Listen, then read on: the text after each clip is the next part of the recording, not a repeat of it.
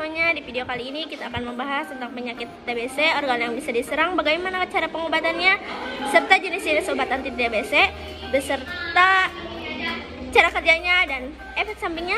Yuk kita simak bersama. TBC atau tuberkulosis adalah penyakit infeksi menular disebabkan oleh bakteri Mycobacterium tuberculosis.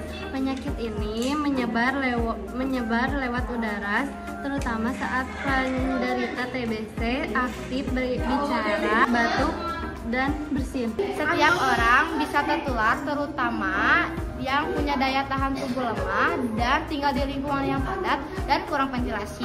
Gejala bisa berupa batuk lebih dari 2 minggu, kadang berdarah, berat badan turun, demam di malam hari, dan keringat dingin. TBC tidak hanya dikenal sebagai penyakit paru, namun bisa menyerang organ-organ lain. Jenis-jenis TBC, yang pertama TBC paru, yaitu TBC paling umum. Gejalanya batuk kronis, sesak napas, dan nyeri dada. Yang kedua TBC kelenjar getah bening, biasanya timbul benjolan di area leher. Yang ketiga TBC tulang dan sendi, biasanya menyebabkan nyeri, pembengkakan, dan kadang bisa membuat lumpuh.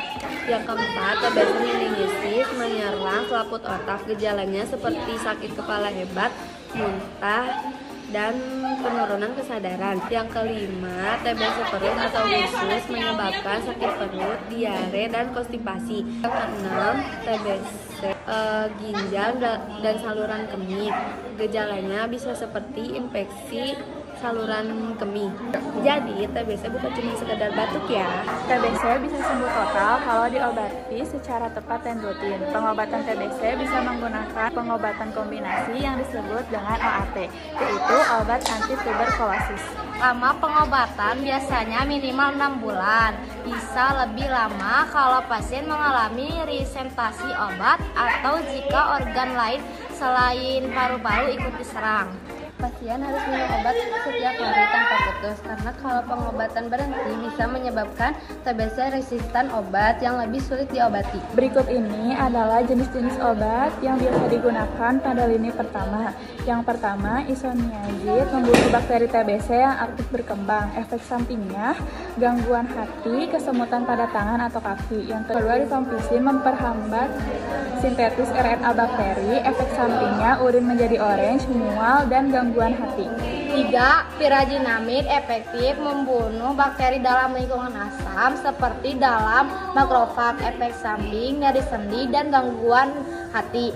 4. Etambutol menghambat pembentukan dinding sel bakteri. Efek samping gangguan penglihatan warna atau buta warna sementara. 5. Streptomycin, suntikan antibiotik digunakan untuk kasus khusus.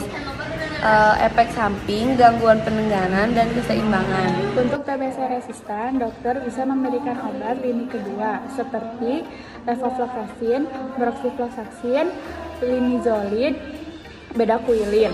Obat ini bisa digunakan apabila bakteri sudah kebal pada obat lini pertama. Ingat, pengobatan TBC harus konsisten dan disiplin, jangan pernah menghentikan obat sebelum waktunya, walau sudah merasa sehat.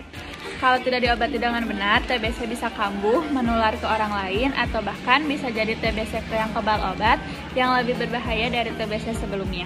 Jadi yuk kita bantu menghentikan penularan TBC dengan minum obat sampai tuntas. Jangan lupa pakai masker saat batuk. Jaga kebersihan rumah dan ventilasi rumah. Terakhir, periksa bila batuk tidak sembuh. TBC